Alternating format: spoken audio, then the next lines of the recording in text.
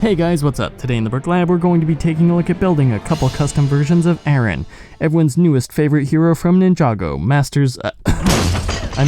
Ninjago, Dragons Rising. So Arin's kind of a confusing character. His design seems to fluctuate between young kid, like young Lloyd Garmadon, and a regular adult size minifigure. So let's go ahead and take a look at building several different custom versions. So I'm going to start out with a pair of these short dark blue legs here. And then for his hoodie torso, I'm going to give him one of the monkey kid torsos that's zippered up. And then for the hood piece, unfortunately that's not been released in the right orange color yet, but I'm going to go ahead and stick with the white one since that one is currently available now, and there is a little white on the hoodie so it kind of matches. And then for his face, I'm going to use this face, which was used in a City Hospital set a few years ago. It's pretty rare, so if you don't have it, you could probably just stick with, a generic smiling city kid face, but I have this one, so I'm going to use it because it has a nice little fade all around. And then of course there's the hair piece, which I call the TikTok haircut. There you go, you just plot that on and there's your young Arin completed. And if you want, you could also give him this hood from the current default Lloyd minifigure. If you want to age him up a little bit like he appears in the Ninjago City apartment set, all you have to do is just bump his leg size up a little bit. So there you go, that's it for Arin here.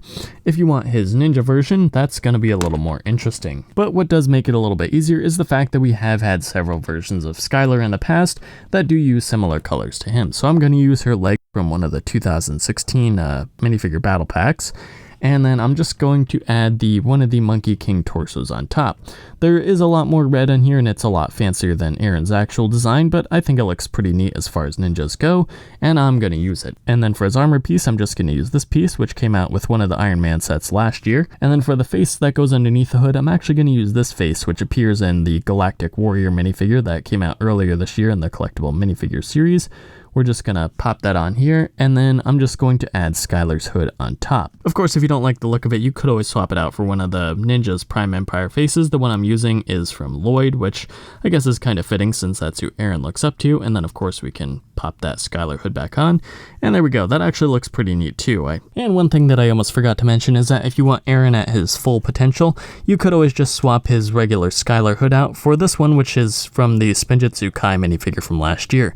It's probably a little bit intense, but I think the red does match in with the Monkey Kid torso, so, I kind of like how it looks. And of course, we can't forget Arin's weapon, which seems to be some sort of grappling hook. So to make that, all I did was take Garmadon's spear tip from the Ninjago movie and add it onto the tail end of this whip piece here. And that is it for our custom Arin minifigures.